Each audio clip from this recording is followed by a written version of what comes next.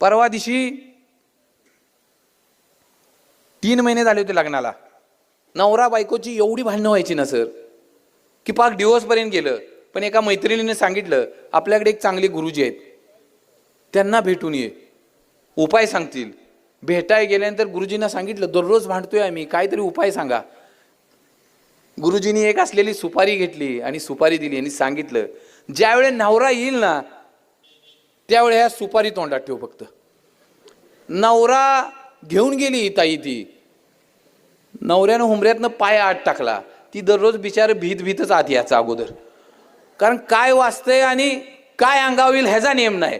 पाय आत टाकला, सगळी शांतता. पहिला प्रश्न पडला, आपल्याच घरात आलोय का काय, एवढी शांतता कशी काय. आत गेला, 1 नाही 2 नाही, सगळीकडे शांतता. 1 दिवस गेला, 2 गेले. ह्याला म्हटलं काय भुताटकी बिताटकी काय प्रकार झाला का काय, बायको